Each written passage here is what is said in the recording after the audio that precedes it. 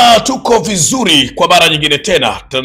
Tunakupatia taarifa bora kweli kweli za michezo na burudani, na safari hii tunaenda pale mitaa ya wekundu Msimbazi Simba kuchimba kweli kweli baada ya kupewa wapinzani kwenye hatua ile ya makundi ligi ya mabingwa barani Afrika.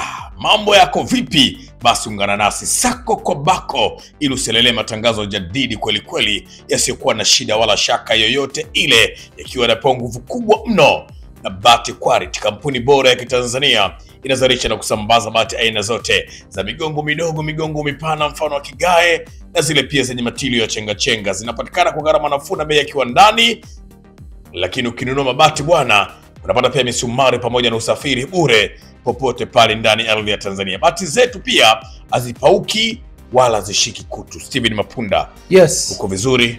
Mimi niko vizuri. Uzima upo na haulalamiki? Mungu ni mwema, uzima upo, silalamiki, na shukuru kwa yote.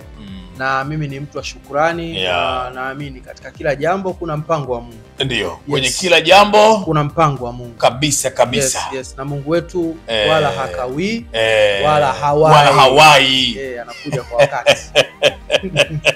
Bwana, mambo ni mazuri kweli kweli kwako Steven Mapunda, na maneno mazuri yenye busara ndani yake. Lakini nyakati hizi bwana, moja kwa moja tunakwenda pale kwenye klabu ya wanyama, kwa maana klabu ya wekundu Msimbazi Simba. Yes. Taarifa za wapinzani wake nafikiri uko nazo. Esperance de Tunis ndio mpinzani ambaye anaonekana mgumu kwa Simba. Lakini yuko pale Petro de Rwanda ya Angola.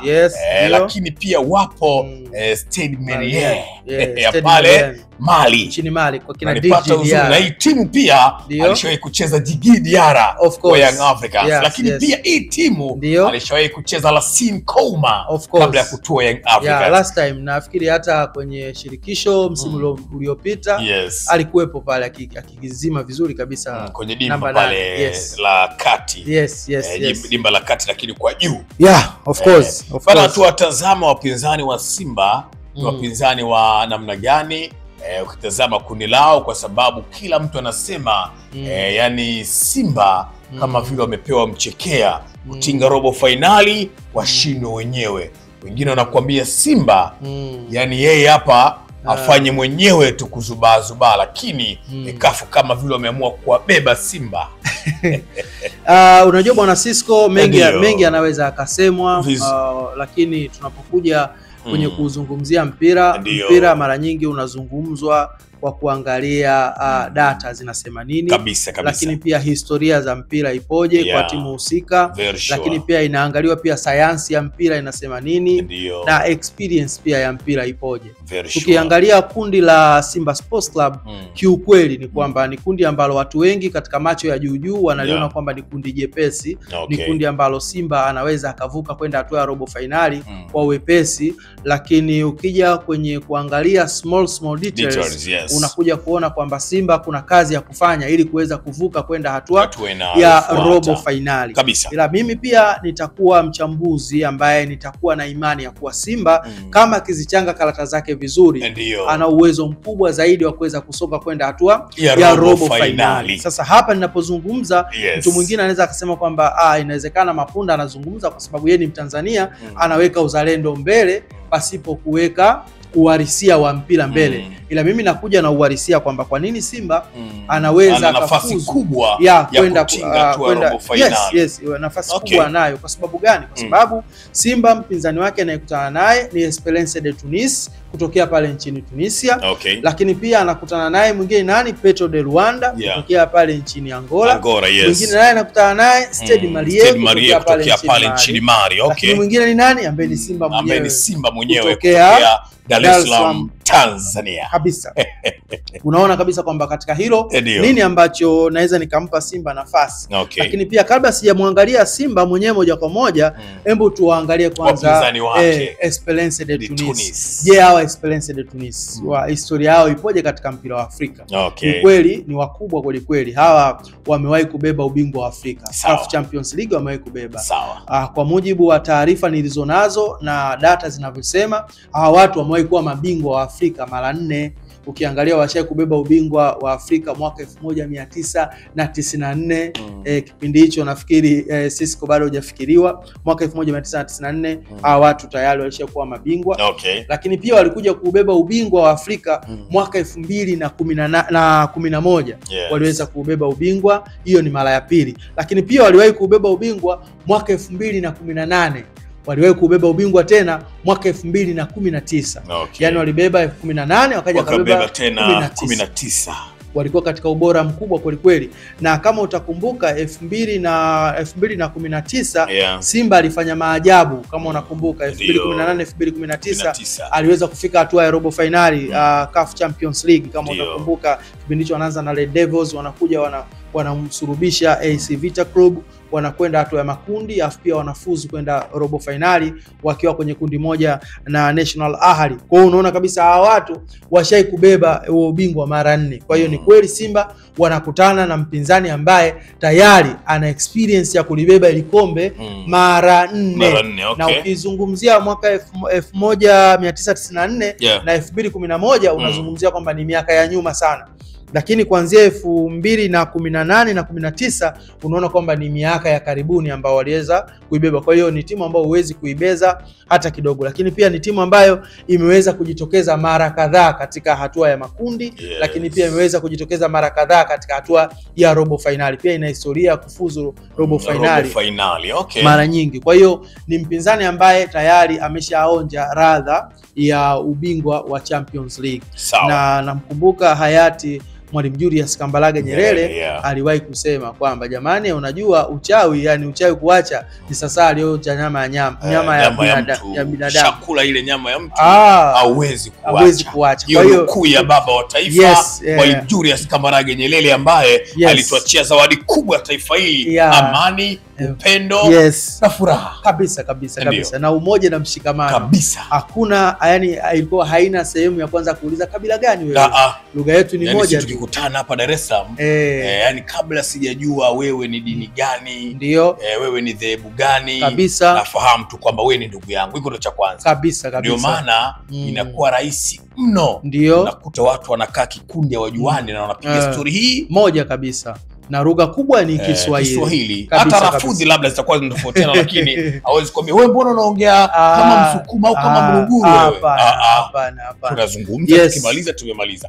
Twende kazi. Kwa hiyo ni Esperance de Tunis kutokea pale nchini Tunisia. Lakini hawa Esperance de Tunis pia wameweza kuwa wababe katika ligi ya Tunisia. Wamebeba ligi hii mara 34. Ukiangalia ni timu ambayo sio yani ni kundi ambalo sio mchekee. Kwamba tayari yule ambaye yuko pot number 1 tayari ana details za kutisha. Yani yule ambaye kuelekea kwa pot number 2, number 3 na number 4. Kwa moja kwa moja unaiona kwamba grupu ile ambayo yuko Simba Sports Club mpinzani wake ni wa namna hiyo kutokea pale Tunisia. Lakini mpinzani wake mwingine ambaye anafuatia ni Petro de Luanda kutokea pale nchini Angola. Huyu bwana hajawahi kulitoa kombe la CAF Champions League. Hapo tunashusha pumzi. Tayari mpinzani anaanza kuwa mwepesi. Huyu anapungua kwa Simba huyu. Hajawahi kuionja nyama ya mwanadamu. Ndio. Kwa hiyo haijui ladha yake. Kabisa. Huyu kidogo yuko chini. Kwa hiyo unaona kabisa kwamba huyu kwa Simba sio tishio katika eneo hilo, kwamba Simba anasema hoja kuchukua na mimi sijai kuchukua. Wote tunapambania hapa. Kwa unaona kabisa kwamba hapo tayari kuna ushindani. Tunaona nafasi ya Simba sasa inaanza kujitokeza kuanzia hapo. Lakini pia ukiangalia kwa upande wa nchini Angola kidogo ameweza kujipapatua na kuweza kushindana. Ubingwa ambao amekubeba ni ubingwa mara 9 pekee ambao amekubeba akiwa nchini Angola. Kwa maana kwenye nchi yao ubingwa wa ligi yao kabeba mara Petro de Luanda amebeba mara 19 wakati Simba ana mara 22. Ukiangalia hapo unaona kabisa kwamba Simba tayari anajiona bana mimi nipo juu. Na ukiangalia ligi ya Angola na ligi ya Tanzania, Tanzania yuko juu. Ligi yetu iko juu. Ukiangalia kwenye 5 year CAF ranking Simba yuko juu. Petro de Luanda unamtafuta kwa torch. Umeona vizuri hapo. Kwa unaiona Simba ikiwa na nafasi katika grupu hili kuweza kufanya maajabu. Lakini pia kitu pekee ambacho analiingia huyu Petr de Luanda kushiriki mara nyingi hatua ya makundi. Kucheza mara nyingi. Yeye ameshiriki mara nyingi. Amecheza mara nyingi hatua ya makundi. Zingatia kushiriki mara nyingi au kucheza mara nyingi. Sio kufuzu kwenda robo finali. Yani ameonekana mara nyingi. Kwa hiyo ni mzoefu kwenye hii hatua. Kwenye hii hatua ni mzoefu wa kuonekana mara nyingi. Amecheza mara 14. Kwenye hatua hii mara 14. Mara 14. Huku Mnyama akiwa Mnyama amecheza mara 4. Umeona amecheza mara 4 na hii anakwenda mara ya 5. Ligi ya mabingwa barani Afrika. Ligi ya mabingwa. Hii ni ligi ya mabingwa. Tolea mbali shirikisho anakuja kutolewa na Orlando Pirates kwenye hatua ya robo finali. Tolea shirikisho anakwenda kufika finali anafungwa na RS Berkane. Hiyo zote weka pembeni. Tunazungumza huko kwa wakubwa. Amecheza hii inakuwa hii itakuwa ni mara yake ya 5. Lakini huko nyuma alishacheza mara 4. Na ndio maana ukiangalia kwenye historia amecheza makundi mashindano ya CAF mara 7. Kwa maana kwamba ukichukua mara 5 kwenye CAF Champions League, ukichukua mara 2 kwenye CAF Confederation Cup. Kwa hiyo unaona kabisa kwamba yeye amecheza mara nyingi kwenye CAF Champions League mara 14. Hiyo experience anayo, lakini hana experience ya kufuzu kwenda hatua ya robo finali. Wakati kumwangalia Simba 2018-19 alicheza makundi, lakini pia aliweza kufuzu kwenda hatua ya robo finali. 19-20 alishindwa kidogo, alishia hatua za awali akwenda hatua ya makundi.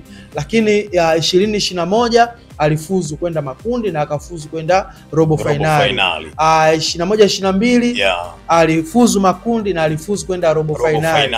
22-23 alifuzu hatua ya makundi na alifuzu kwenda robo finali. 23-24 alifuzu makundi na alifuzu kwenda hatua ya robo finali. 24-25 alifuzu makundi na alifuzu kwenda finali kombe la shirikisho Afrika. Hii sasa 24-25 ya sasa hii 25-26 ndio amefuzu kwenda hatua ya ngapi? Hatua ya makundi CAF Champions League. Kwa hiyo unaona kabisa kwamba sasa Simba anakuwa tishio zaidi kwenye ile grupu. Kwa maana gani? Kwamba katika hatua zote ambazo yeye anafuzu kwenda makundi hajawahi kuishia makundi, yeye anafika hatua ya robo finali. Kwa unaona Simba ni sehemu ya tishio. Kwa hiyo ukiangalia kundi hili namuona Esperance de Tunis akiwa tishio, namuona Simba Sports Club akiwa tishio, lakini Petr de Luanda akifuatia kwa mbali, kwa maana ya kwamba kuwa na uzoefu wa kucheza mara nyingi kwenye hatua ya makundi. Sawa. Lakini tukija upande wa Stade Malien, huyu bwana huyu kutokea pale nchini Mali, yeye huyu hajawahi kutoa ubingwa hata kwa kunusia. Hata kwa kunusia kombe la CAF Champions League. Hajawahi huyu mwamba. Lakini pia ukiangalia huyu Petr de Luanda huyu Stade Malien aliwahi kucheza finali bwana. Katika kutafuta zile katokea bwana. Kweli? Kacheza finali CAF Champions League. Ligi ya mabingwa Afrika. Kipindi hicho kombe la Afrika huyu bwana kacheza bwana. Mwaka gani hiyo? Mwaka 1964 1965. Kacheza finali sana hiyo. Hiyo ishtu hiyo. Huyu mwamba kawahi kucheza bwana finali. Ndo hicho ambacho lakini kwa toka miaka 2000 ama miaka 90 na kitu hajawahi kuonekana kabisa kwenye rekodi. Hajawahi kuonekana kwa sababu hata Yanga wenyewe walikuwa na historia ya kuingia hatua ya makundi kabla kuingia hii mara 3 mfululizo. Aliishia mwaka 1998 ndio alifika hatua ya makundi. Mpaka anakuja kuingia mara ya mwisho ilikuwa alikaa pembeni kwa miaka 25. Kwa hata Yanga mwenyewe ukiangalia historia yake na Stade Malien, Yanga anaonekana kwamba alikuwa na historia tough kidogo kwa sababu amekaa miaka 25 tu. 25 toka mwaka 23 miaka 23 tu. Lakini ukiangalia kwa Stade Malien amecheza finali mwaka 1964 1965 aliwahi kucheza finali. Kwa hakuwahi kuchukua. Baada ya hapo huyu mtu hakuwahi kuingia tena makundi. Yaani huyu hajawahi kucheza makundi ya CAF Champions League. Hajawahi kucheza makundi, hajawahi kuingia robo finali. Lakini pia ukiangalia katika CAF ranking ile 5 year hajatokea hata katika top 10 hayupo kabisa. Top 20 labda ndio muangalie huko. Utaanza kumtafuta kwa tochi, lakini ukiangalia ni timu ambayo haina madhara zaidi kwa upande wa Simba Sports Club. Kwa hiyo tukiangalia kwa staili hii kwa records, kwa sababu watu wengine naona wataweza kwenda pale chini wakaanza kumwambia Sisco historia haichezi mpira, lakini sasa tunapoanza kuangalia namna gani mtu anaweza kupata nafasi, kwanza tunaangalia amewahi kufanya jambo gani katika michuano husika. Tukiangalia Simba mambo ambayo ameweza kuyafanya ni mambo makubwa zaidi katika misimu hii mitano. Ukiangalia amefanya mambo kubwa, lakini ukiangalia katika ule mtiririko wa timu 10 bora yeye anakaa namba 5. Alimanusra kama RS Berkane asingeweza kufuzu kwenda hatua hii ya makundi, basi Simba angeweza kupanda kutoka poti namba 2 kwenda poti namba 1. Kwa hiyo unaona kabisa kwamba hata Simba wenyewe pia katika ile group anabaki kuwa kama timu tishio, anabaki kuwa kama timu ambayo ya kutazama kwa umakini zaidi. Lakini ukiangalia hao wapinzani wake wote watatu, ukimwangalia Esperance de Tunis, of course ashaikuwa bingwa mara 4, lakini pia ukimwangalia Petro de Luanda amewahi kushiriki mara nyingi zaidi hatua hii ya makundi, lakini pia hajafikia rekodi ambazo alizokuwa nazo Simba Sports Club. Simba Sports Club ameshiriki makundi CAF Champions League, lakini pia ana historia ya kutokuishia makundi, ana historia ya kufika kwenda robo finali. Kwa hiyo unaiona kabisa kwa upande wangu mimi binafsi, kulingana na data zilizopo na rekodi zilizopo, mimi nampa Simba asilimia za kuweza kusonga mbele nyingi zaidi kwenda hatua ya robo finali. Ingawaje watu wasinikoti vibaya kwamba hili kundi sio kundi jepesi. Kwa sababu gani? Kwa sababu kuna Esperance de Tunis, tayari huyu mtu ashaye kutoa ubingwa wa ile kombe wanaoshindania. Lakini kuna Petro de Luanda tayari amewahi kushiriki makundi mara nyingi. Kwa hiyo anatamani naye avuke makundi. Aingie hata robo au nje utamu wa robo. Umeelewa vizuri? Lakini pia kuna Stade Malien, huyu ana historia tight sana. Anataka itengeneze sasa historia ili kuweza kuvuka kwenda hatua inayofuata. Lakini pia kuna Simba mwenyewe ambaye pia historia yake inatisha katika kwenye hatua makundi kuingia kwenda hatua inayofuata. Kwa hiyo mimi ukiniuliza, according to the record, Simba ana nafasi ya kwenda hatua ya robo finali kwa sababu ya rekodi zilizopo, lakini pia ana kazi ya kufanya kutokana na wapinzani ambao anakwenda kushindana nao, kwa sababu Esperance de Tunis tayari ana historia kubwa, Petro de Luanda ana historia kubwa kwa maana ya kwamba kucheza mara nyingi, lakini Simba Sports Club mwenyewe pia ni mshindani kwa sababu pia amefika mara nyingi, lakini pia akifika ana historia ya kuvuka kwenda robo finali. Bwana, Simba ashindwe mwenyewe kupenya robo finali ligi ya mabingwa barani Afrika, ndio maneno yetu hapa studio. Simba ni kicheko tu. Kafu kwa lugha nyepesi tunasema Kafu wamebeba Simba hatua ya makundi ligi ya mabingwa barani Afrika. Mpewe nini nyinyi wanachama, mashabiki na wapenda soka wa wekundu na Msimbazi Simba? Hivyo ndivyo ambavyo mnaambiwa. Cha msingi kuiunga mkono timu yenu, kuichagiza kweli kweli na kuipush ili Simba ifanye vyema na itinge hatua robo finali ligi ya mabingwa barani Afrika. Jina langu naitwa Sisco. Steven Mapunda amezungumza mengi na mazuri. Nyuma ya kamera yuko mwamba kweli kweli, mwite Babuchi, lakini wengi hupenda kumuita Damiani. Tumbadi kweli kweli, amehakikisha sauti yetu na picha zetu zinakuwa ziko kwenye ubora wa hali ya juu. Na mimi sina la ziada, nikuambia endelea kufuatilia vipindi vyetu, lakini pia endelea kuamini Bati Quality ni kampuni bora ya Kitanzania, inazalisha na kusambaza bati aina zote za migongo midogo, migongo mipana mfano wa kigae, na zile pia zenye matilo ya chenga zinapatikana kwa gharama nafuu na bei ya kiwandani. Kununua mabati unapata misumari na usafiri ure popote pale ndani ardhi ya Tanzania. Warranty yake ni ya muda mrefu, miaka 10 ya uangalizi. Bati unanunua wewe, anakuja kutamba nayo kijana wako, hazipauki wala hazishiki kutu. Bati Quality ni kampuni moja tu ambayo inadharisha bati nzuri kuliko kampuni yoyote ya mabati Tanzania. Sasa unaweza kupiga nambari ambayo unapata kuiona kwenye matangazo hapo, lakini pia unaweza kupiga nambari ya simu ya kiganjani ya 0782055044. Naomba kurejea, ni 0782055044. Steven Mapunda, nafikiri tumemaliza. Tukutane tena wakati mwingine kabisa. Na kipindi kinachofuata kabla hujapiga Wailalika bwana, itakuwa ni ratiba ya Yanga. Bwana. Yanga anacheza lini? Yanga anaanzia wapi? Anamalizia wapi? Ndio pindi linalofuata. Of course. Bana, mimi sina la ziada. Nyuma ya kamera Damiani, Steven Mapunda, Cisco, kwa pamoja tumefanya wewe upate kilichokuwa bora zaidi. Kwa heri.